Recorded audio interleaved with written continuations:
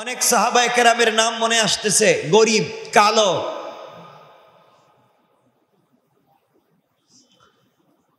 নবীজি সাল্লাল্লাহু আলাইহি ওয়াসাল্লাম, 1 মিনিটে বলি, নবীজি সাল্লাল্লাহু আলাইহি ওয়াসাল্লাম একদিন রাস্তা দিয়ে হেঁটে যাচ্ছেন।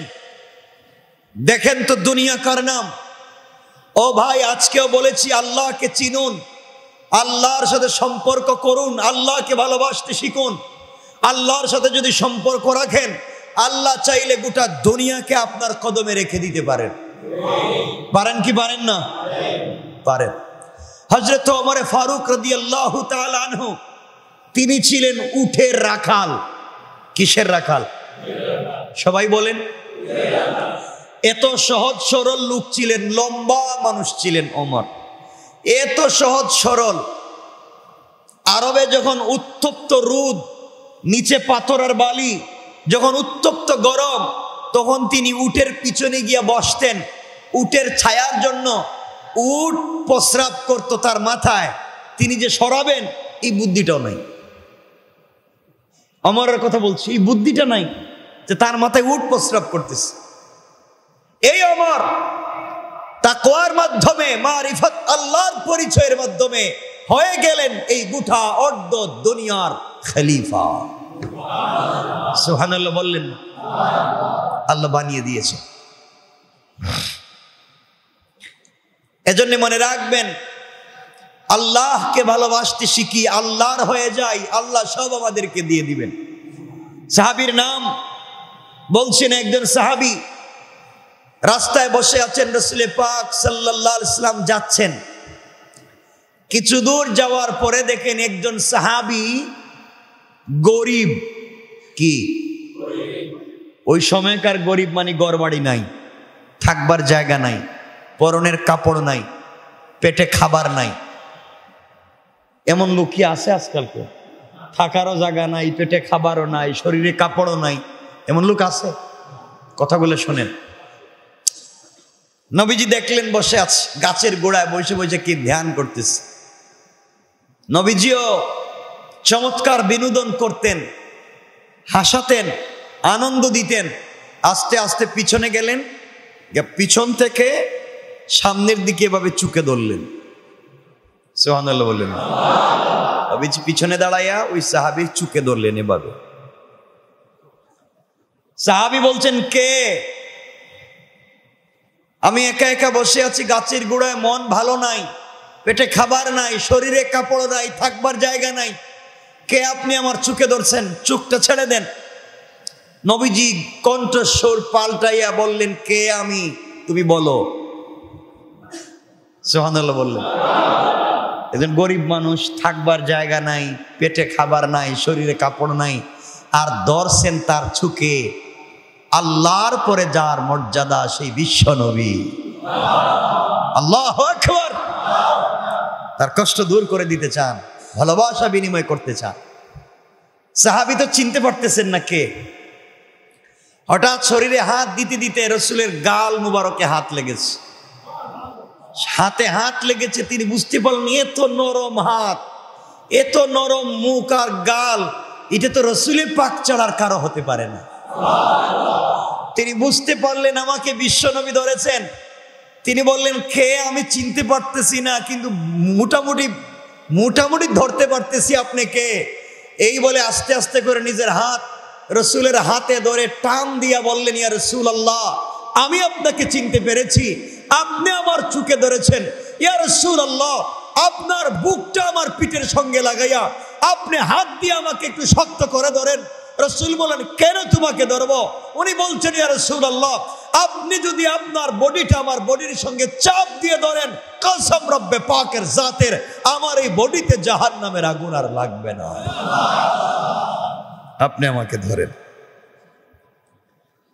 নবীজি সাল্লাল্লাহু আলাইহি ওয়াসাল্লাম তাকে ধরলেন, চোখের পানি ছাড়লেন। নবীজি পাশে বসলেন। কিসের চিন্তা করো? তিনি বলছেন, ইয়া রাসূলুল্লাহ, চিন্তার তো শেষ নাই, কত জাতের চিন্তা যে মাথায় আসছে, শেষ নাই। নবীজি বলেন, এখন কি চিন্তা করো? বিয়ে শাদী করছো নি? তিনি বলছেন, ইয়া রাসূলুল্লাহ, পেটে খাবার নাই। আপনার মসজিদে মাঝে মাঝে বসলে কেউ কিছু দিলে আমি ওই আপনি খান, আর আমারে কিছু দিলে আমি খাই। কাপড় পরনে যা আছে তাই, থাকবার কোনো জায়গা নেই। আর বিয়ে, আমার কেউ বিয়ে দিবে, আমি কালো হাবশি গোলাম, কালো ঠোঁট মোটা, পাও রেল লাইনের মতো ফাড়া ফাড়া, চোখ ছোট, দাঁত বের হয়ে যায়, খাটো মানুষ, মানে ডাইস বলতে কিচ্ছু নাই। আমার কাছে আবার মানুষ মেয়ে বিয়ে দিবে, এটা কেমনে চিন্তা করলেন? নবীজি বললেন, তোমার কোনো পছন্দ আসেনি? কোনো মেয়েটে তোমার পছন্দ আসেনি? সুবহানাল্লাহ বললেন না। তিনি বলছেন, ইয়া রাসূলুল্লাহ, আপনি কি বললেন? আমার এই বডি নিয়ে, এই চেহারা সুরত নিয়ে আমি আবার কাউরে পছন্দ করব? এমনি জান বাঁচে না, এমনি তো সুযোগ নাই, পছন্দ করলে তো মায়ের খামো। নবীজি বলেন, বলো না, তোমার পছন্দ থাকলে আমাকে বলো, আমি নিজে তোমার বিয়ের প্রস্তাব দিব। সুবহানাল্লাহ বলে।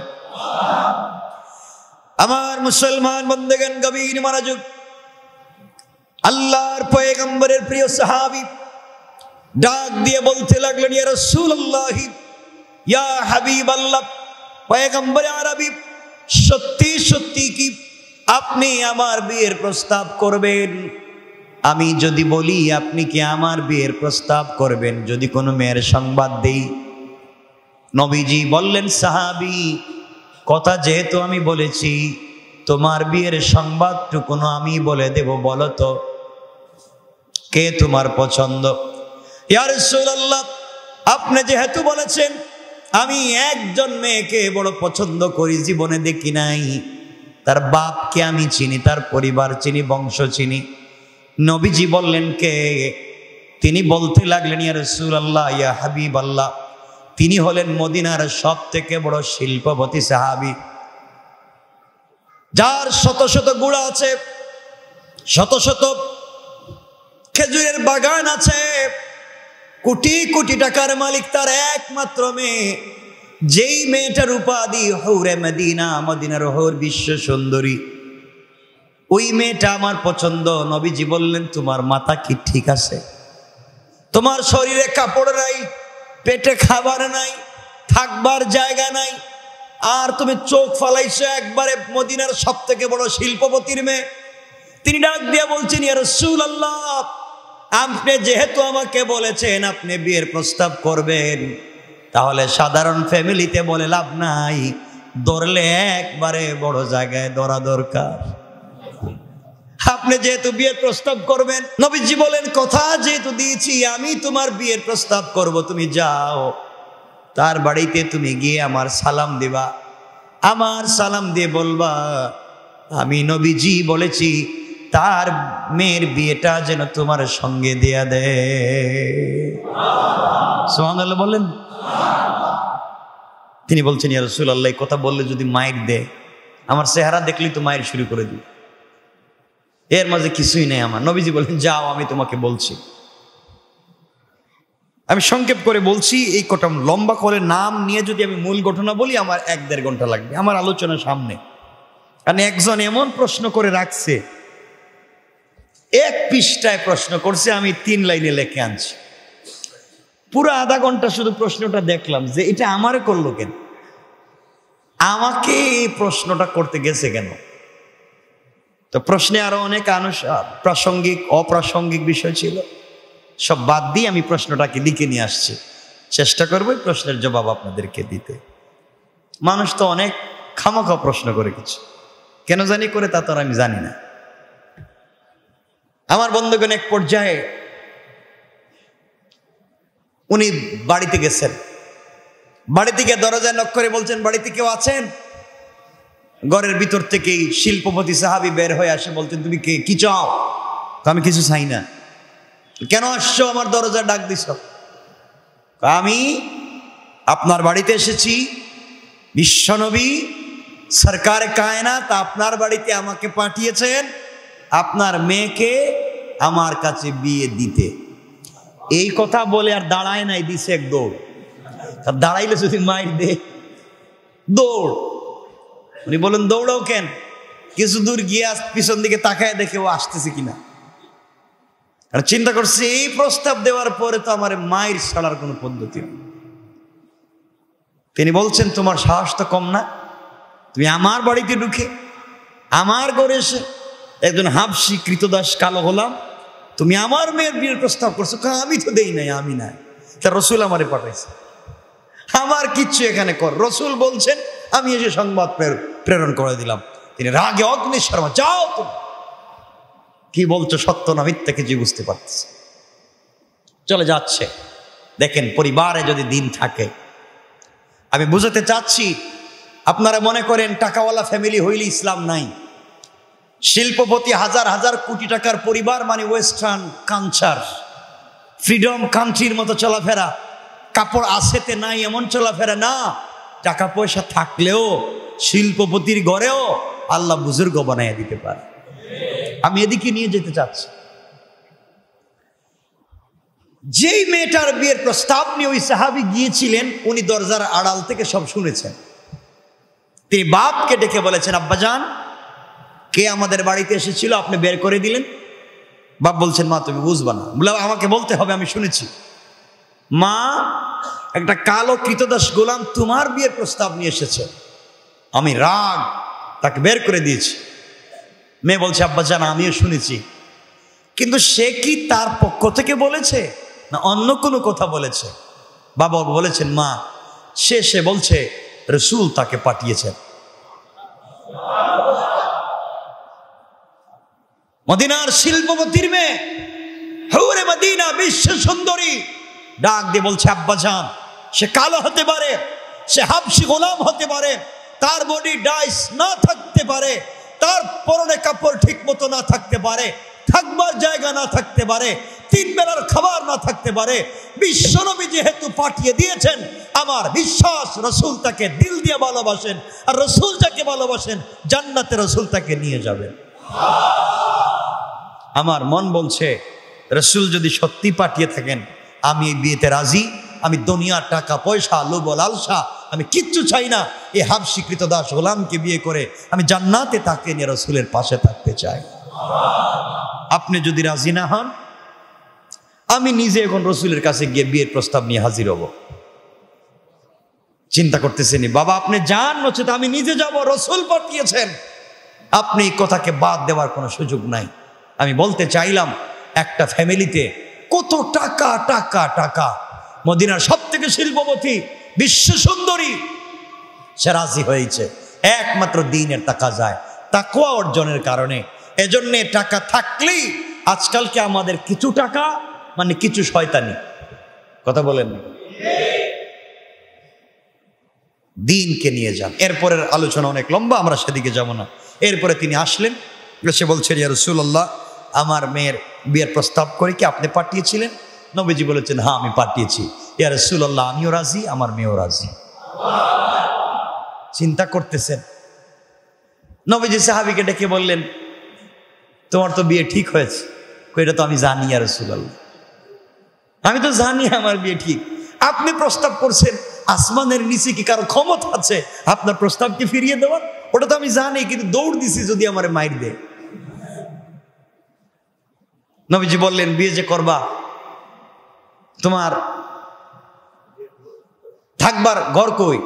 থাকবার ঘর মানে আপনি তো আমার অভিভাবক, আপনার ঘরটাই তো আমার ঘর। আমাকে আপনি বিয়ে করাচ্ছেন মানে আপনার ঘরটাই তো আমার, আপনি ব্যবস্থা করে দিবেন। নবীজি বলেন, আচ্ছা তোমার কাপড় কই?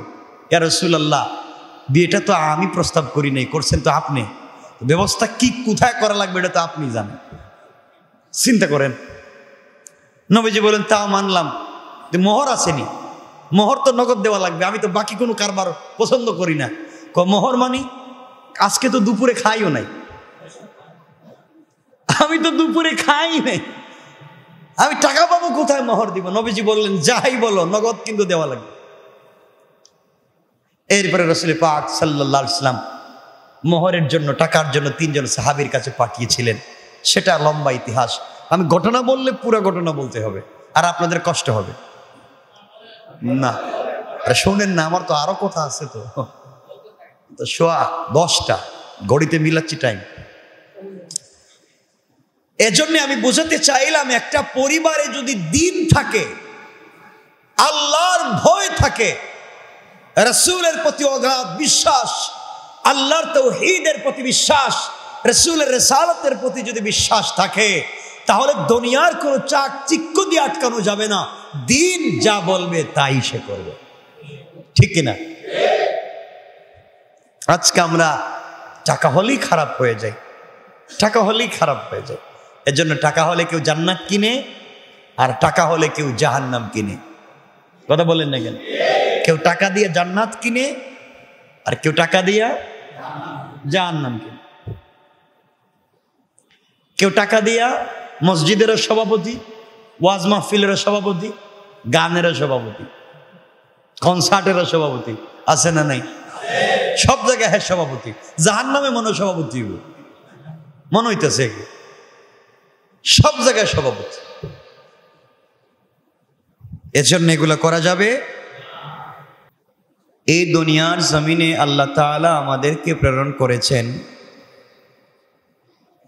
তার গোলামির জন্যে, তার ইবাদাতের জন্যে, তার দাসত্বের জন্যে। দুনিয়ার জমিনে চলবার পথে আমাদেরকে ইবাদত করতে হবে কার? আল্লাহ। আওয়াজ করে বলেন আল্লাহ। গোলামি করতে হবে কার? আল্লাহ। আমরা নামাজ পড়বো কার জন্যে? আল্লাহ। আল্লাহর জন্য। এক কথায় এই দুনিয়ার জমিনে আমরা যত ইবাদত করব, সকল ইবাদত হবে একমাত্র কেবলমাত্র আল্লাহর জন্যে। কার জন্যে? আল্লাহর জন্যে। এই দুনিয়ার জমিনে আজ শরীরে শক্তি আছে, কিন্তু ইবাদত করার ইচ্ছা নেই, এমন না? আজ আমাদের শরীরে শক্তি আছে, কিন্তু ইবাদত করার ইচ্ছা নেই। কাল ইবাদত করার ইচ্ছা থাকবে, কিন্তু শরীরে শক্তি থাকবে না। এজন্য আজ আমাদের অনেক সুযোগ আছে, এই জীবনে, এই বয়সে আমাদের অনেক সুযোগ আছে। আমরা যেন একমাত্র কেবলমাত্র ইবাদত করতে পারি কার জন্যে? আল্লাহ। এজন্য যৌবনকালের আল্লাহ তাআলার কাছে আমরা চাইব, আল্লাহ যেন আমাদের সবাইকে যৌবনকালে এই বয়সে বেশি বেশি করে ইবাদত করবার তৌফিক দান করেন। আমিন। সবাই বলেন আমিন। আমিন। এই দুনিয়াতে আমরা রেগে যাই, কেউ কিছু আমাদেরকে বললে আমরা রেগে যাই, কেউ আমাদেরকে ভালো পরামর্শ দিলেও আমরা রেগে যাই, কথায় কথায় আমরা রেগে যাই। কেউ আপনাকে কষ্ট দিয়েছে, কেউ আপনার ক্ষতি করতে চাইছে, কেউ আপনাকে বিপদে ফেলতে চায়, আমরা সাথে সাথে সব কথার জবাব দিতে চাই। মনে রাখবেন, সব কথার জবাব দিতে নাই। কথা কি মনে থাকবে? সব কথার জবাব দিতে নাই। মাঝে মাঝে সম্মান বাঁচাতে, ইজ্জত বাঁচাতে নীরব থাকতে হয়, ঠিক বললাম না? মাঝে মাঝে সম্মান বাঁচাতে, ইজ্জত বাঁচাতে কি থাকতে হয়? আর সব বিচার দুনিয়াতে করতে নেই, সব বিচার দুনিয়াতে চাইতেও নেই। কিছু বিচার আখিরাতের জন্য রেখে দিতে হয়, তখন বিচারক হবেন স্বয়ং কে? আল্লাহ। এজন্য কেউ আপনাকে কষ্ট দিচ্ছে, আপনি জবাব দিবেন না, ধৈর্য ধারণ করেন। আপনি শুধু বিচার করতে যাইবেন না, কিছু ধৈর্য ধারণ করেন। দুনিয়াতে আমরা দেখেছি, আমরা যখন কাউকে আমাদের চেয়ে বেশি ভালো অবস্থায় দেখি, তখন বেশি করে হিংসা করি। আমরা যখন দেখি যে আমার চাইতে অমুক ভালো অবস্থায় আছে, আমার চাইতে ওই ফ্যামিলিটা ভালো অবস্থায় চলছে, তখন আমরা হিংসা করি। এজন্য মনে রাখবেন, আমরা কাউকে ভালো অবস্থায় দেখলে, আমরা কারো ভালো অবস্থা জানলে আমরা হিংসা করব? বলেন না ইনশাআল্লাহ? ইনশাআল্লাহ। এই দুনিয়ার জমিনে যত বেশি আল্লাহর পরিচয় লাভ করা যাবে, আল্লাহর মারিফত, যত বেশি আল্লাহর পরিচয় আপনার আমার ভিতরে থাকবে, তত বেশি করে এই দুনিয়ার জমিনে আমরা সুখে শান্তিতে থাকতে পারবো। যদি আমাদের ভিতরে থাকে পরিচয় কার? খুব মনোযোগ দিয়ে শুনবেন। একজন বুজুর্গ গভীর জ্ঞানের অধিকারী ছিলেন, একজন বুজুর্গ আলেম গভীর জ্ঞানের অধিকারী ছিলেন। কথাটা মনোযোগ দিয়ে শুনবেন। আল্লাহ তাআলার মারিফত এবং প্রজ্ঞা, আল্লাহ তাআলার মারিফত এবং প্রজ্ঞার ভারে তিনি সব সময় অবনত থাকতেন, নিচু হয়ে চলতেন। আল্লাহ তাআলা তাকে এত জ্ঞানের অধিকারী বানিয়েছিলেন যে গাছে যত বেশি ফল হয় তার ডাল তত উঁচা হয়। কথা বলেন না? নিচে দিয়ে যায়। যে গাছে বেশি ফল ধরে সে ফলের ভারে উপরে যায় না নিচে যায়? নিচে যায়। যে যত দামি, যে যত জ্ঞানী, সে সব সময় অবনত থাকে, আর মূর্খরা মাথা উঁচু করে দাঁড়াতে চায়। কথা বলেন না কেন? মাথা উঁচু করে দাঁড়াতে চায়, জ্ঞানীদের সামনে কথা বলতে চায়। মনে রাখবেন, জ্ঞানী যারা, আল্লাহর পরিচয় যাদের ভিতরে আছে, যাদের ভিতরে আল্লাহর মারিফত আছে, প্রজ্ঞা আছে, তারা সব সময় অবনত থাকে। মোট কথা হচ্ছে, একজন বুজুর্গ ছিলেন কামেল ওয়ালি। তিনি ছিলেন খুব গরিব। কি ধনীও অলি হয় না? হয় না? ধনী যে ধনী হলে যে অলি হওয়া যাবে না এমন নয়। বড় বড় অলিও ছিলেন, বড় বড় ধনীও ছিলেন। তা আমি যে বুজুর্গের কথা বলছি, তিনি বড় জ্ঞানী ছিলেন, মারিফতওয়ালা ছিলেন, প্রজ্ঞার অধিকারী ছিলেন, বুজুর্গ কামেল ওয়ালি ছিলেন, কিন্তু সাথে গরিব ছিলেন। কি ছিলেন? গরিব ছিলেন। গরিব কার নাম বুঝেননি? গরিব কে বলেন তো? গরিব কে? দুটা অর্থ। এক নাম্বার, গরিব তিনি যার জাকাত পরিমাণ সম্পদ নাই, জাকাত দিতে পারবেন না, জাকাত পরিমাণ সম্পত্তি নাই, তিনি গরিব। তিনি কি? গরিব। আরেকটা হলো, যার এই মুহূর্তে রাত্রবেলা খাবার নাই, দুপুরে ছিল, রাত্রে নাই, শুধু তিনি গরিব। কথা কি বুঝাইতে পারছি? মৌলিক অর্থ হলো, যার হাত আছে, পা আছে, সবকিছু করবার ক্ষমতা আছে, তিন বেলা খাওয়ার ব্যবস্থা আছে, রাত্রবেলা ঘুমাবার জায়গা আছে, সে গরিব না। কথা বুঝেন নাই? মাথা রাখবার জায়গা আছে, তিন বেলার খাবার আছে, সে মৌলিকভাবে গরিব নয়। কিন্তু শরীয়তের পরিভাষায় গরিব সে যার জাকাত পরিমাণ সম্পদ নাই। এখন জাকাত পরিমাণ সম্পদ নাই এমন লোক খুব কম আছে। মোটামুটি জাকাত পরিমাণ সম্পদ, জাকাত দিতে কয় টাকা লাগে? কয় টাকার সম্পদ হওয়া লাগে? 52.5 ভরি রূপা। এর দাম কত? 60-65 সামথিং। এটাই তো, এটা মোটামুটি সবার কাছেই কম বেশ থাকে, কম বেশ। তো যাই হোক, এই বুজুর্গ আল্লাহর ওলি ছিলেন, কামেল ওলি, সাথে ছিলেন গরিব। একদিন তিনি একটা শহর অতিক্রম করে কোথাও যাচ্ছেন, দেখলেন দিন দুপুরে শহরের চারিদিকে শত শত পাহারা বসানো হয়েছে। একটা শহরের চারিদিকে শত শত পাহারা বসানো হয়েছে। বুজুর্গ যখন দেখলেন পুরা শহরে দিনের বেলা শত শত পাহারা, ব্যারিকেড, তিনি এর কারণ জানতে চাইলেন, জিজ্ঞাসা করলেন এর কারণ কি? তখন জবাব আসলো, জানতে পারলেন যে বাদশার পোষা একটা বাজ পাখি খাঁচা ছেড়ে উড়ে পালিয়ে গিয়েছে। কথা বুঝাতে পারিনি? একটা বাজ পাখি খাঁচা ছেড়ে উড়ে পালিয়ে গিয়েছে। সেই জন্য বাদশা হুকুম দিয়েছেন, শহরের সমস্ত ফটক বন্ধ করে দেওয়া হোক, যেন পাখিটি বাহিরে যেতে না পারে। এজন্য শত শত হাজার হাজার পাহারা বসিয়ে দেওয়া হয়েছে, কোনোভাবেই যেন বাজ পাখি বের হয়ে যেতে না পারে। সব ফটক দরজা বন্ধ করে দেওয়া হয়েছে, যেন বাজ পাখি যেতে, কথা বলেন না, শহর থেকে বাহিরে যেতে না পারে। এই কথা শুনে বুজুর্গ কামিল ওলি গরিব মানুষ হাসতে লাগলেন। কি করলেন? এই মনে করে যে বাদশাহ তো বাদশাহ, সে কত বড় মূর্খ, সে কত বড় অজ্ঞ, সে কত বড় জাহেল। পাখি শহর থেকে যেন বের হতে না পারে এজন্য দরজা বন্ধ করে দিয়েছে, শত শত পাহারা লাগিয়েছে। পাখি যদি খাঁচা ছেড়ে আসমানের দিকে উড়তে থাকে, তাহলে দরজা বন্ধ করে, ফটক বন্ধ করে আর পুলিশ পাহারা দিয়ে কোনো লাভ আছে? কথা বললেন না।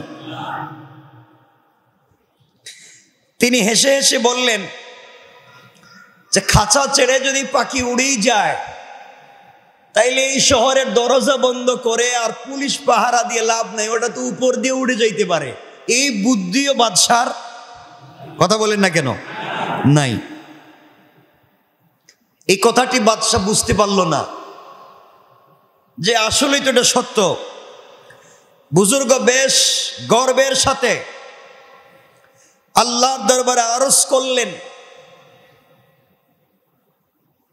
যে আল্লাহ, আপনি একটা ভালো মূর্খকে বাদশা বানিয়েছেন, অথচ আমাদের মতো এত মারিফত আর জ্ঞান হাসিল হওয়া সত্ত্বেও পথে পথে জুতা ক্রয় করে চলছি। আমাদেরকে কেউ জিজ্ঞাসাও করে না, খাবার নাই, সব জ্ঞান আছে, ভরা জ্ঞানে, কিন্তু পেটে খাবার নাই, এর বুদ্ধি নাই। বানাইছেন বাদশাহ, আর আমারে দিছেন জ্ঞানী, বানাইছেন গরিব। ওলি, আল্লাহর ওলি আল্লাহর কাছে বলতে লাগলেন,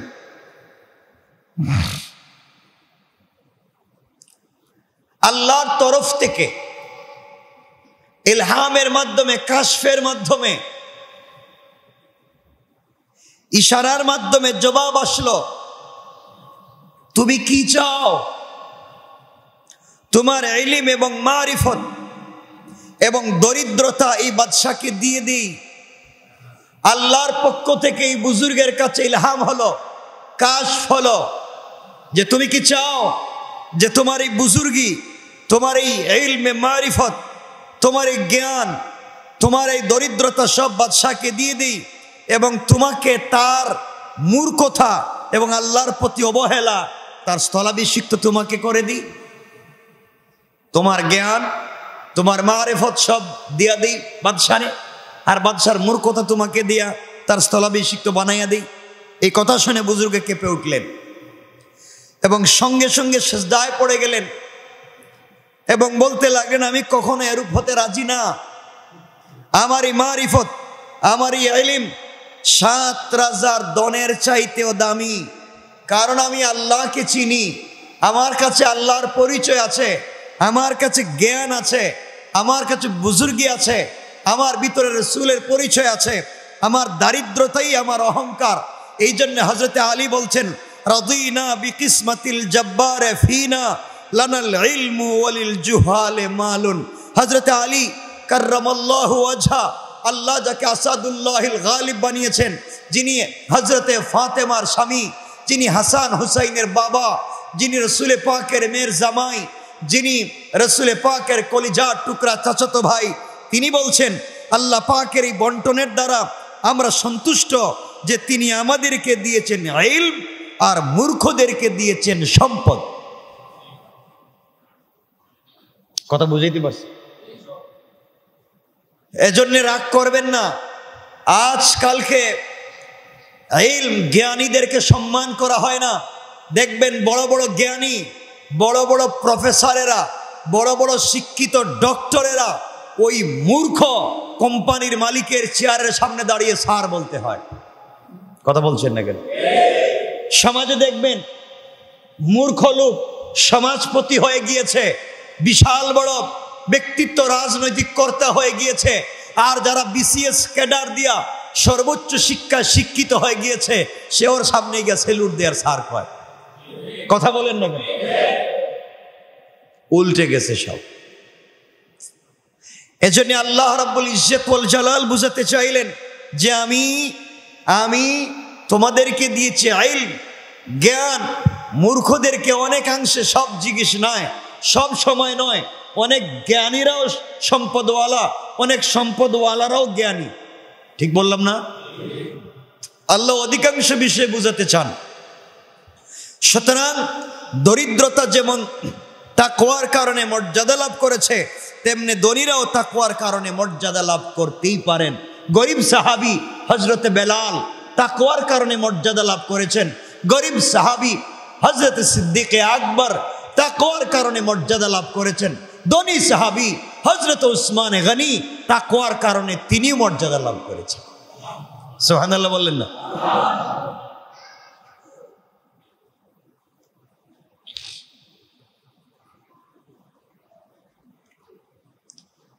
অনেক সাহাবায়ে কেরামের নাম মনে আসতেছে, গরিব, কালো।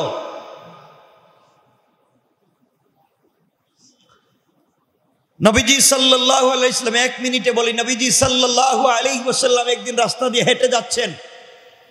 দেখেন তো দুনিয়া কার নাম। ও ভাই, আজকেও বলেছি আল্লাহকে চিনুন, আল্লাহর সাথে সম্পর্ক করুন, আল্লাহকে ভালোবাসতে শিখুন। আল্লাহর সাথে যদি সম্পর্ক রাখেন, আল্লাহ চাইলে গোটা দুনিয়াকে আপনার কদমে রেখে দিতে পারেন। পারেন কি পারেন না? পারেন। হযরত ওমর ফারুক রাদিয়াল্লাহু তাআলা আনহু, তিনি ছিলেন উটের রাখাল। কিসের রাখাল? সবাই বলেন। এত সহজ সরল লোক ছিলেন, লম্বা মানুষ ছিলেন ওমর, এত সহজ সরল।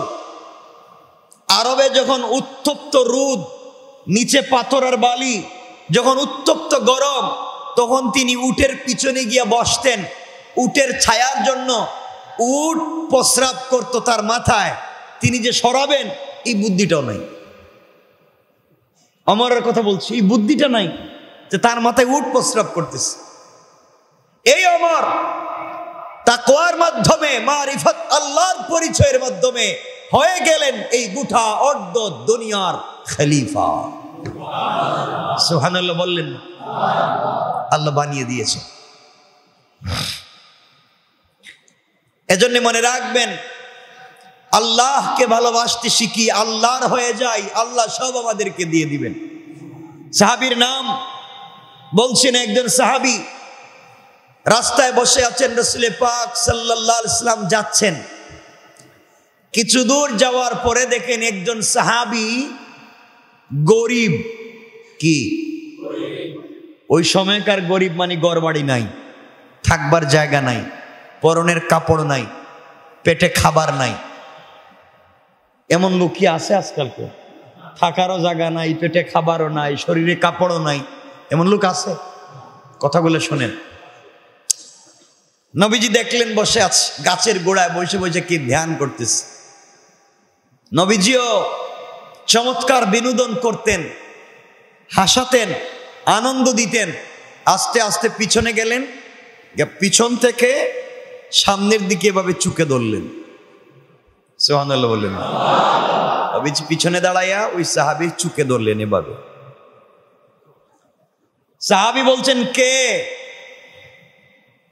আমি একা একা বসে আছি গাছের গোড়ায়, মন ভালো নাই, পেটে খাবার নাই, শরীরে কাপড় নাই, থাকবার জায়গা নাই, কে আপনি আমার চুকে ধরছেন? চুকটা ছেড়ে দেন।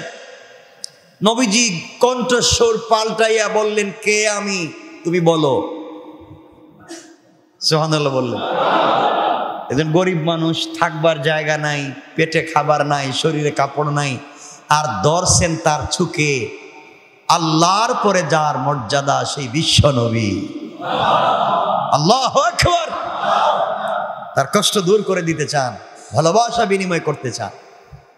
সাহাবী তো চিনতে পারতেছেন না কে। হঠাৎ শরীরে হাত দিতে দিতে রসুলের গাল মুবারকে হাত লেগেছে। হাতে হাত লেগেছে, তিনি বুঝতে পারলেন এত নরম হাত, এত নরম মুখ আর গাল, এটা তো রসুলের পাক ছাড়ার কারো হতে পারে না। তিনি বুঝতে পারলেন আমাকে বিশ্বনবী ধরেছেন। তিনি বললেন, কে আমি চিনতে পারতেছি না, কিন্তু মোটামুটি ধরতে পারতেছি আপনি কে।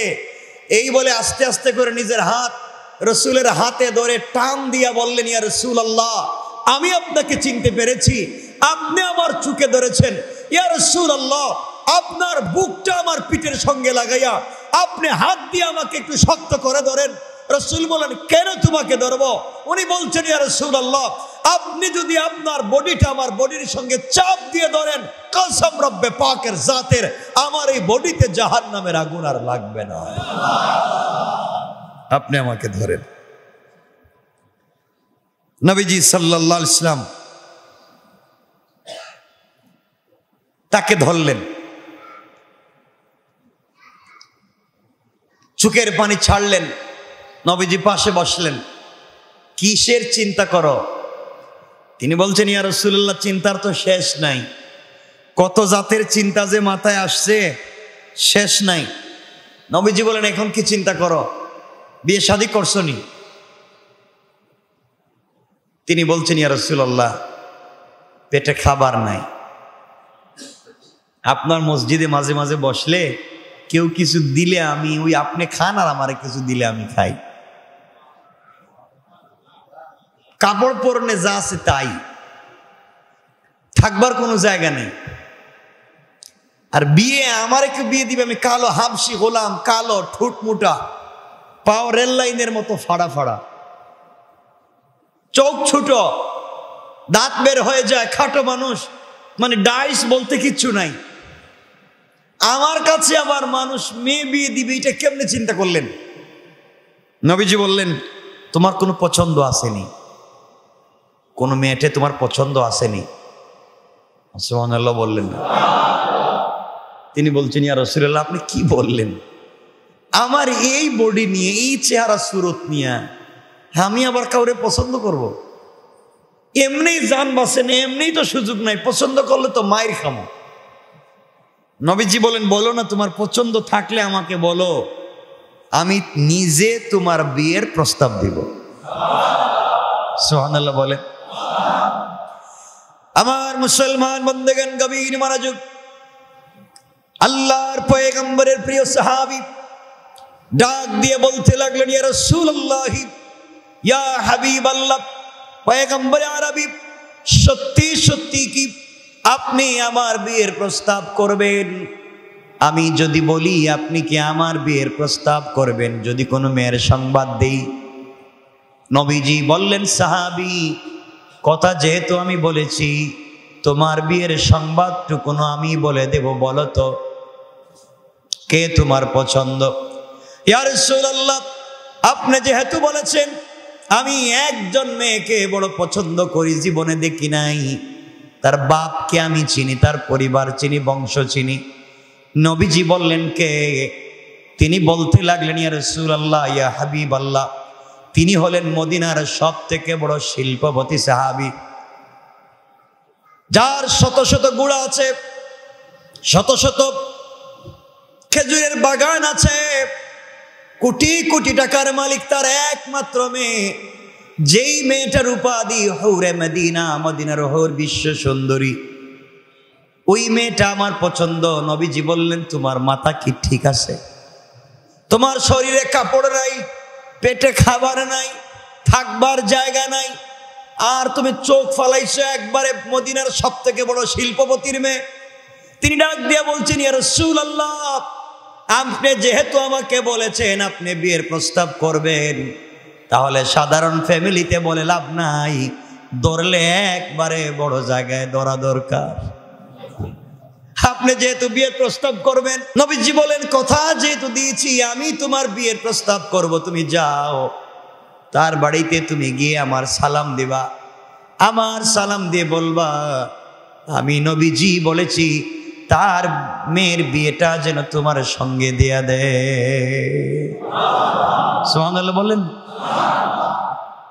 তিনি বলছেন, ইয়া রাসূলুল্লাহ, এই কথা বললে যদি মায়ের দেয়, আমার চেহারা দেখলেই তো মায়ের শুরু করে দিই, এর মাঝে কিছুই নেই আমার। নবীজি বলেন, যাও, আমি তোমাকে বলছি। আমি সংক্ষেপ করে বলছি, এই কটা লম্বা করে নাম নিয়ে যদি আমি মূল ঘটনা বলি আমার 1-1.5 ঘন্টা লাগবে আমার আলোচনার সামনে। কারণ একজন এমন প্রশ্ন করে রাখছে, 1 পৃষ্ঠায় প্রশ্ন করছে, আমি 3 লাইনে লিখে আনছি। পুরো আধা ঘন্টা শুধু প্রশ্নটা দেখলাম যে এটা আমারে করলো কেন, আমাকে এই প্রশ্নটা করতে গেছে কেন। তো প্রশ্নে আরো অনেক প্রাসঙ্গিক অপ্রাসঙ্গিক বিষয় ছিল, সব বাদ দিয়ে আমি প্রশ্নটাকে লিখে নিয়ে আসছি। চেষ্টা করবো এই প্রশ্নের জবাব আপনাদেরকে দিতে। মানুষ তো অনেক খামাখা প্রশ্ন করে কিছু, কেন জানি করে তা তো আর আমি জানি না। আমার বন্ধুগণ এক পর্যায়ে উনি বাড়িতে গেছেন, বাড়ি থেকে দরজায় নক করে বলছেন, বাড়িতে কেউ আছেন? ঘরের ভিতর থেকেই শিল্পপতি সাহাবী বের হয়ে আসে, বলতেন, তুমি কে, কি চাও? আমি কিছু চাই না। কেন আসছো, আমার দরজা ডাক দিছ? আমি আপনার বাড়িতে এসেছি, বিশ্বনবী সরকার কায়নাত আপনার বাড়িতে আমাকে পাঠিয়েছেন আপনার মেয়েকে আমার কাছে বিয়ে দিতে। এই কথা বলে আর দাঁড়ায় নাই, দিছে এক দৌড়। আর দাঁড়াইলে যদি মাইর দে, দৌড়। উনি বলেন, দৌড়াও কেন? কিছু দূর গিয়ে পিছন দিকে তাকায় দেখে ও আসতেছে কিনা। আর চিন্তা করছে, এই প্রস্তাব দেওয়ার পরে তো আমার মায়ের ছাড়ার কোনো পদ্ধতি নেই। তিনি বলছেন, তোমার সাহস তো কম না, তুমি আমার বাড়িতে ঢুকে আমার ঘরে এসে একজন হাবশী কৃতদাস কালো গোলাম, তুমি আমার মেয়ের বিয়ের প্রস্তাব করছো। আমি তো দেই নাই, আমি নাই, তা রসুল আমারে পাঠাইছে, আমার কিচ্ছু এখানে কর। রসুল বলছেন, আমি এসে সংবাদ প্রেরণ করে দিলাম। তিনি রাগে অগ্নিশর্মা, যাও তুমি, কি বলছো সত্য না মিথ্যা কিছু বুঝতে পারতেছে, চলে যাচ্ছে। দেখেন, পরিবারে যদি দিন থাকে, আমি বুঝাতে চাচ্ছি, আপনারা মনে করেন টাকাওয়ালা ফ্যামিলি হইলে ইসলাম নাই। শিল্পপতি হাজার হাজার কোটি টাকার পরিবার মানে ওয়েস্টার্ন কালচার, ফ্রিডম কান্ট্রির মতো চলাফেরা, কাপড় আসেতে নাই এমন চলাফেরা না। টাকা পয়সা থাকলেও শিল্পপতির ঘরেও আল্লাহ বুজুর্গ বানাইয়া দিতে পারে। আমি এদিকে নিয়ে যেতে চাচ্ছি। যেই মেয়েটার বিয়ের প্রস্তাব নিয়ে ওই সাহাবী গিয়েছিলেন, উনি দরজার আড়াল থেকে সব শুনেছেন। তিনি বাপকে ডেকে বলেছেন, আব্বাজান, কে আমাদের বাড়িতে এসেছিল, আপনি বের করে দিলেন। বাপ বলছেন, মা তুমি বুঝবা না। বলে, আমাকে বলতে হবে, আমি শুনেছি। মা, একটা কালো কৃতদাস গোলাম তোমার বিয়ের প্রস্তাব নিয়ে এসেছে, আমি রাগ তাকে বের করে দিয়েছি। মেয়ে বলছে, আব্বাজান আমিও শুনেছি, কিন্তু সে কি তার পক্ষ থেকে বলেছে না অন্য কোনো কথা বলেছে? বাবা বলেছেন, মা সে বলছে রসুল তাকে পাঠিয়েছেন। মদিনার শিল্পপতির মেয়ে, হৌরে মদিনা, বিশ্ব সুন্দরী, ডাক দিয়ে বলছে, আব্বাজান সে কালো হতে পারে, সে হাবশী গোলাম হতে পারে, তার বডি ডাইস না থাকতে পারে, তার পরনে কাপড় ঠিক মতো না থাকতে পারে, থাকবার জায়গা না থাকতে পারে, 3 বেলার খাবার না থাকতে পারে, বিশ্বনবী যেহেতু পাঠিয়ে দিয়েছেন, আমার বিশ্বাস রসুল তাকে দিল দিয়ে ভালোবাসেন, আর রসুল যাকে ভালোবাসেন জান্নাতে রসুল তাকে নিয়ে যাবেন। আমার মন বলছে, রসুল যদি সত্যি পাঠিয়ে থাকেন, আমি এই বিয়েতে রাজি। আমি দুনিয়ার টাকা পয়সা, লোভ লালসা আমি কিচ্ছু চাই না। এই হাবশী কৃতদাস গোলামকে বিয়ে করে আমি জান্নাতে তাকে নিয়ে রসুলের পাশে থাকতে চাই। আপনি যদি রাজি না হন, আমি নিজে এখন রসুলের কাছে গিয়ে বিয়ের প্রস্তাব নিয়ে হাজির হব। চিন্তা করতেছেনি, বাবা আপনি যান, নচেত আমি নিজে যাব, রসুল পাঠিয়েছেন। আপনি এই কথাকে বাদ দেওয়ার কোনো সুযোগ নাই। আমি বলতে চাইলাম, একটা ফ্যামিলিতে কত টাকা টাকা টাকা, মদিনার সব থেকে শিল্পপতি, বিশ্ব সুন্দরী, সে রাজি হয়েছে। একমাত্র দ্বীনের টাকা যায়, তাকওয়া অর্জনের কারণে। এজন্যে টাকা থাকলেই আজকালকে আমাদের কিছু টাকা মানে কিছু শয়তানি, কথা বলেন, দ্বীনকে নিয়ে যান। এরপরের আলোচনা অনেক লম্বা, আমরা সেদিকে যাব না। এরপরে তিনি আসলেন, এসে বলছেন, ইয়া রাসূলুল্লাহ আমার মেয়ের বিয়ের প্রস্তাব করে কি আপনি পাঠিয়েছিলেন? নবীজি বলেছেন, হ্যাঁ আমি পাঠিয়েছি। ইয়া রাসূলুল্লাহ আমিও রাজি, আমার মেয়েও রাজি। চিন্তা করতেছেন, নবীজি সাহাবীকে ডেকে বললেন, তোমার তো বিয়ে ঠিক হয়েছে। এটা তো আমি জানি ইয়া রাসূলুল্লাহ, আমি তো জানি আমার বিয়ে ঠিক। আপনি প্রস্তাব করছেন, আসমানের নিচে কি কারো ক্ষমতা আছে আপনার প্রস্তাবকে ফিরিয়ে দেওয়ার? ওটা তো আমি জানি, কিন্তু দৌড় দিছি যদি আমার মাইর দেয়। নবীজি বললেন, বিয়ে যে করবা, তোমার থাকবার ঘর কই? থাকবার ঘর মানে আপনি তো আমার অভিভাবক, আপনার ঘরটাই তো আমার ঘর। আমাকে আপনি বিয়ে করাচ্ছেন মানে আপনার ঘরটাই তো আমার, আপনি ব্যবস্থা করে দিবেন। নবীজি বলেন, আচ্ছা তোমার কাপড় কই? ইয়া রাসূলুল্লাহ, বিয়েটা তো আমি প্রস্তাব করি নাই, করছেন তো আপনি, ব্যবস্থা কি কোথায় করা লাগবে এটা তো আপনি জানেন, চিন্তা করেন। নবীজি বলেন, তা মানলাম, মোহর আসেনি? মোহর তো নগদ দেওয়া লাগবে, আমি তো বাকি কোনো কারবার পছন্দ করি না। মোহর মানি? আজকে তো দুপুরে খাইও নাই, আমি তো দুপুরে খাই নাই, আমি টাকা পাবো কোথায়, মোহর দিব? নবীজি বললেন, যাই বলো নগদ কিন্তু দেওয়া লাগবে। এরপরে রাসূল পাক সাল্লাল্লাহু আলাইহি ওয়াসাল্লাম মোহরের জন্য, টাকার জন্য 3 জন সাহাবীর কাছে পাঠিয়েছিলেন। সেটা লম্বা ইতিহাস, আমি ঘটনা বললে পুরো ঘটনা বলতে হবে, আর আপনাদের কষ্ট হবে না। শোনেন না, আমার তো আরো কথা আছে। তো সোয়া 10টা ঘড়িতে মিলাচ্ছি টাইম। এজন্য আমি বোঝাতে চাইলাম, একটা পরিবারে যদি দ্বীন থাকে, আল্লাহর ভয় থাকে, রাসূলের প্রতি অগাধ বিশ্বাস, আল্লাহর তাওহীদের প্রতি বিশ্বাস, রাসূলের রিসালাতের প্রতি যদি বিশ্বাস থাকে, তাহলে দুনিয়ার কোনো চাকচিক্য দিয়ে আটকানো যাবে না। দ্বীন যা বলবে তাই সে করবে, ঠিক কিনা? আজকে আমরা টাকা হলেই খারাপ হয়ে যাই, টাকা হলেই খারাপ হয়ে যায়। এজন্য টাকা হলে কেউ জান্নাত কিনে, আর টাকা হলে কেউ জাহান্নাম কিনে। কথা বলেন না কেন? কেউ টাকা দিয়ে জান্নাত কিনে, আর কেউ টাকা দিয়া জাহান্নাম কিনে। কেউ টাকা দিয়া মসজিদের সভাপতি, ওয়াজ মাহফিলের সভাপতি, গানের সভাপতি, কনসার্টের সভাপতি, আছে না নাই? সব জায়গায় হ্যাঁ সভাপতি, জাহান্নামে মনে সভাপতি মনে হইতেছে, সব জায়গায় সভাপতি।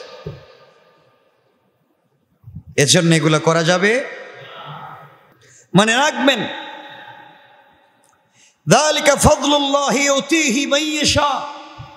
আল্লাহ রাব্বুল ইজ্জত ওয়াল জালাল বলেছেন, আল্লাহ পাকের অনুগ্রহ, তিনি যাকে ইচ্ছা তাকে দান করেন, আর যাকে ইচ্ছা তিনি দিবেন না। যাকে ইচ্ছা দিবেন, যাকে ইচ্ছা দিবেন না।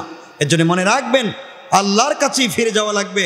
আল্লাহ রাব্বুল ইজ্জত ওয়াল জালাল 22 নম্বর সূরা, সূরা হজ্জের 11 নম্বর আয়াতের কিছু অংশে আল্লাহ রাব্বুল ইজ্জত ওয়াল জালাল বলেছেন, খাসিরাদ দুনিয়া ওয়াল আখিরা যালিকা হুয়াল খুসরানুল মুবিন। আল্লাহ রাব্বুল ইজ্জত ওয়াল জালাল বলেছেন, সে ক্ষতিগ্রস্ত হয় দুনিয়াতেও আখিরাতেও। এটাই তো স্পষ্ট ক্ষতি। যে ব্যক্তি দুনিয়ায়ও ক্ষতির সম্মুখীন, আখিরাতেও ক্ষতির সম্মুখীন, তার মতো হতভাগার কথা বলেন। যার দুনিয়ায়ও নাই, আখিরাতও, তার আর কোনো জায়গায় আসেনি। আখিরাত না হলে তো দুনিয়া পাইছে। যারা ইহুদি খ্রিস্টান হিন্দু বৌদ্ধ, তারা দুনিয়ায় তো পাইছে, আখিরাত না পাইলেও। আপনার আখিরাতও নাই, আপনার দুনিয়াও নাই। আপনার হইলো ওই যে এর মতো, 2 জন প্রতিযোগিতা করতেছে, পাহাড়ের উপর থেকে লাফ দিবে। ওই পাহাড়ের উপর থেকে লাফ দিবে, একজন বলছে আমি আমার দেবতার নামে লাফ দিব, দেবতা আমাকে বাঁচাইয়া দিবে। আর একজন বলছে আমি আমার আল্লাহর নামে লাফ দিব, আল্লাহ আমাকে বাঁচাইয়া দিবে। দুনজুর উঠছে উপরে, তিনি দেবতার নামে, দেবতা আমাকে বাঁচাইয়া দিবে, দিছে লাফ, মরে নাই। কেউ নাই, মরে নাই। মানে হে সব কলা কৌশল যাইনি লাভ দিছে। আর এখন যিনি মুসলমান, যিনি লাভ দিবে, হে চিন্তা করলো এটা মরে নাই কেন, তাহলে আমার তো বিপদ আছে। হে বলতেছে আল্লাহ তুমি আমারে বাঁচাইও, আর দেবতা আমার দিকে একটু খেয়াল রাখো। দেবতারে বলতেছে আমার দিকে একটু খেয়াল রাখো। ইমান কি আর ছিল, কিছু ছিল না গেছে? কথা বলেন। এই বিশ্বাসটুকু নড়বড়ে হয়ে যায়, আমাদের সামনের দিকে যায়।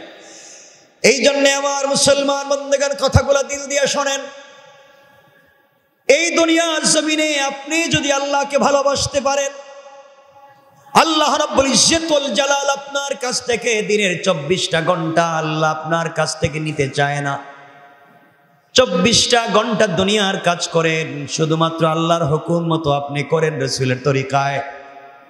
আপনি ঘুমাতে যান রাসূলের তরিকায়, আপনি ঘুম থেকে উঠেন রাসূলের তরিকায়, আপনি সকালবেলা আপনি নাস্তা করবেন রাসূলের তরিকায়, আপনি ওয়াশরুমে যাবেন ওয়াশরুম থেকে বের হবেন রাসূলের তরিকায়, আপনি অফিসে যাবেন, চাকরিতে যাবেন, দোকানে যাবেন রাসূলের তরিকায়, আপনি সারাদিন কাজ করবেন রাসূলের তরিকায়, সন্ধ্যাবেলা বাড়িতে চলে আসবেন রাসূলের তরিকায়, ঘুমাতে যাবেন আবার রাসূলের তরিকায়, খাবার খাবেন রাসূলের তরিকায়, বিছানা ঝাড়বেন রাসূলের তরিকায়, আপনি খাবেন, আপনি ঘুমাবেন, আপনি সব কিছু করবেন শুধু রাসূলের তরিকা যদি ফলো করেন।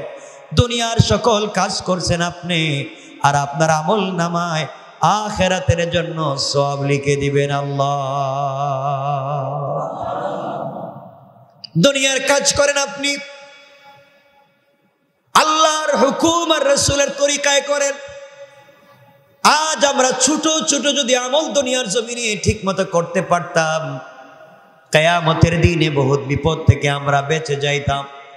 সকালবেলা ঘুম থেকে উঠেছেন, কয়েকটা বার আস্তাগফিরুল্লাহ আস্তাগফিরুল্লাহ আস্তাগফিরুল্লাহ বলেন, কয়েকটা বার আলহামদুলিল্লাহ বলেন, কয়েকটা বার আল্লাহু আকবার বলেন, কয়েকটা বার লা ইলাহা ইল্লাল্লাহ বলেন।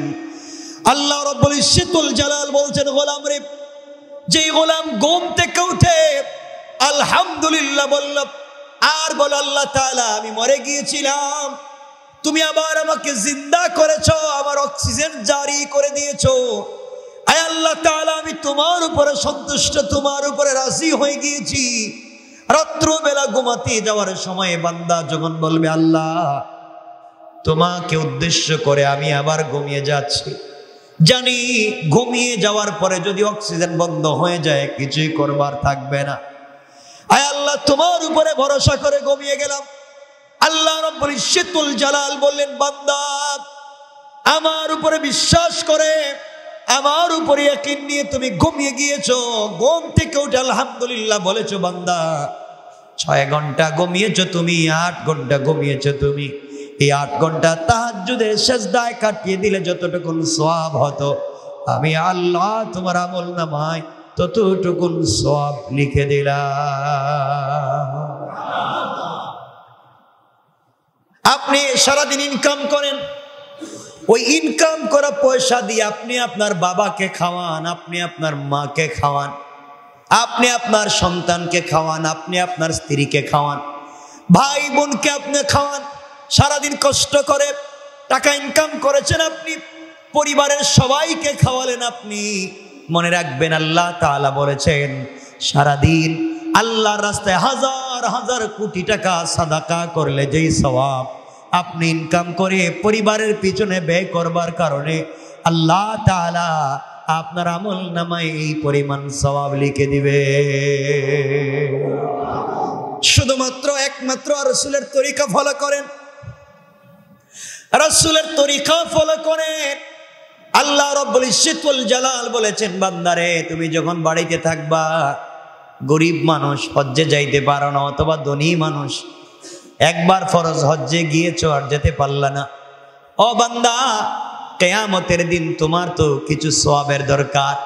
আল্লাহ রাব্বুল ইজ্জতুল জালাল বলেছেন, বান্দারে বাড়িতে যতক্ষণ পর্যন্ত তুমি থাকবা, ওই ততক্ষণ পর্যন্ত যদি 1-2 বার নিজের মায়ের চেহারার দিকে তাকাও, মায়ের চেহারার দিকে নেক নজরে যদি তাকাও, আর মায়ের চেহারার দিকে তাকিয়ে থাকো, যতক্ষণ তাকাবা প্রত্যেকটা তাকানোতে একবার চোখের পলক পড়বার আগে আগে একটা মাকবুল হজ্জের সওয়াব আল্লাহ আমল নামায় লিখে দিবে।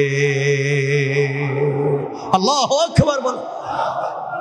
কপাল পোড়া যারা, আমার মতো বাবা নাই অথবা কারো মা নাই, বাবার চেহারার দিকে তাকাবার সুযোগ নাই, মায়ের চেহারার দিকে তাকাবার সুযোগ নাই, চক্ষু বন্ধ করে কল্পনা করেন আপনার মায়ের চেহারা কেমন ছিল, আপনার বাবার চেহারা কেমন ছিল। আজ আপনি বাজার থেকে আপনার সন্তানের জন্য কত কিছু সুইট কিনে নিয়ে যান, আপনি যদি একটা বার চিন্তা করেন আপনার সন্তানের হাতে যখন সুইটটা উঠাইয়া দিচ্ছেন, আপনি যদি মনে করেন আমার বাপ তো যতটুকুন পেরেছে আমাকেও ছোটবেলায় এভাবে দিয়েছে, আপনি যদি এতটুকু মনে করে দিলটাকে নরম করে দিতে পারেন, আল্লাহ রাব্বুল ইজ্জত ওয়াল জালাল বললেন আসমান জমিনে যত সম্পদ আছে তা দান করলে যতটুকু সওয়াব, বান্দার দিল নরম হয়ে গেলে আমি আল্লাহ বান্দার আমল নামায় ততটুকু সওয়াব লিখে দে। এই জন্য আমার বন্ধুগণ, আপনি আপনার সন্তানের জন্য করবেন, আপনি আপনার মা বাবার জন্য করবেন, আপনি আপনার ভাই বোন স্ত্রী পুত্রের জন্য করবেন। শুধুমাত্র আল্লাহর হুকুম আর রাসূলের তরিকা যদি ফলো করেন, হালাল পথে ইনকাম করেন, আপনি তাদের পিছনে যা ব্যয় করবেন কিয়ামতের দিনে সবগুলা সাদাকা হিসাবে আল্লাহ লিখে দিবে। সুবহানাল্লাহ জোরে বলেন। এই জন্য আমার মুসলমান বন্ধুগণ একটা কথা মনে রাখবেন, আপনি প্রতিদিন 1 টাকা আল্লাহর রাস্তায় কমপক্ষে দান করে সকাল শুরু করবেন, রাত্রবেলা যখন শুরু করবেন 1 টাকা আল্লাহর রাস্তায় দান করে শুরু করবেন। আল্লাহ রাসূল সাল্লাল্লাহু আলাইহি ওয়াসাল্লাম বলেছেন, যে ব্যক্তি সাদাকা করলো, as-সাদাকাতু তারুদ্দুল বালা, যে ব্যক্তি সাদাকা করেছে হাজার হাজার বড় বড় বিপদ যদি তার উপরে আসার কথা থাকে, ওই 1 টাকা আল্লাহর রাস্তায় আল্লাহকে ভালোবেসে যতটুকু সুযোগ ছিল সাদাকা করবার কারণে পুরা দিন আল্লাহ তাআলা তার পুরা বডির জিম্মাদার হয়ে যায়। রাত্র 1 টাকা আল্লাহর রাস্তায় দান করবার কারণে পুরা রাত্র আল্লাহ তাআলা স্বয়ং 19 জন ফেরেশতা দিয়া তার বান্দার হেফাজতের ওয়াদা করেছে। বান্দা যখন ঘুমিয়ে যায় তখন বান্দার নাকের ছিদ্র খোলা, কানের ছিদ্র খোলা, তার শরীরের বিভিন্ন অঙ্গ প্রত্যঙ্গের ছিদ্র অনেকগুলা খোলা রয়েছে। আল্লাহ রাব্বুল ইজ্জত ওয়াল জালাল বুঝতে পেরেছেন কোন সময় কোন পোকা আমার বান্দার নাক দিয়ে কান দিয়ে ঢুকে যাবে, বান্দাকে হত্যা করবে, মেরে ফেলবে, কষ্ট দিবে। এই জন্য আল্লাহ তাআলা 19 জন ফেরেশতা দিয়া বান্দাকে সার্বক্ষণিক পাহারাদারি করান, কোনোভাবে যেন আমার বান্দাকে কি কষ্ট দিতে না পারে। ফেরেশতারা আল্লাহর কাছে ডাক দিয়া বলছে, আল্লাহ তাআলা, যেই বান্দা ফজরের সালাতে আসে নাই, জোহরে আসে নাই, আসরে আসে নাই, মাগরিবে আসে নাই, ইশার সময় আসে নাই, গত রাত্র থেকে আজ পর্যন্ত একবারও তোমার কথা শুনলো না, তোমাকে ভুলে গিয়েছে, আপনি কেন এতগুলা ফেরেশতা দিয়া পাহারাদারির ব্যবস্থা করলেন? আল্লাহ রাব্বুল ইজ্জত ওয়াল জালাল বলতে চাইলেন, ও ফেরেশতারা, আমার বান্দা আমাকে ভুলে গিয়েছে, তার অর্থ তো আমি যে বান্দাকে ভুলে যাব এমন হতে পারে না। আজ আমার বান্দা আমাকে ভুলে গিয়েছে, কাল যদি আমার বান্দা আমাকে মনে করে তওবা করে কান্না করে চোখের পানি ছেড়ে দে, হাজার হাজার বৎসর যে জাহান্নামের আগুনকে জ্বালিয়ে রেখেছি, বান্দা যদি একটা বার কান্না করে 1 ফোঁটা চোখের পানি ছেড়ে দে, আমার তার 1 ফোঁটা চোখের পানিতে আমার হাজার বৎসরের জ্বালানো প্রজ্বলিত জাহান্নামের আগুন নিভে যেতে 1 মিনিটও দেরি হবে না। পড়েন সুবহানাল্লাহ। এই জন্য আমার বন্ধুগণ, সুযোগ হলে আল্লাহর কাছে চোখের পানি ছেড়ে কান্না করেন। জোয়ান ভাইরা ও জোয়ানেরা, যারা আমার মতো জোয়ান তরুণ আছে, তোমাদেরকে বলছি ভাই, দুনিয়ার লোভ লালসায় পড়ে, চাকচিক্যের পিছনে পড়ে, প্রেম ভালোবাসায় পড়ে তোমার মূল অস্তিত্বকে ভুলে যাইও না, আল্লাহকে ভুলে যাইও না, আল্লাহর রাসূলকে ভুলে যাইও না। দুনিয়ায় যা তুমি চোখে দেখলা সবগুলা একদিন অস্তিত্ব নষ্ট হয়ে যাবে, কিছুই তোমার থাকবে না। আল্লাহর প্রতি ভালোবাসা, রাসূলের প্রতি ভালোবাসা দুনিয়ার জমিনে থেকে যাবে।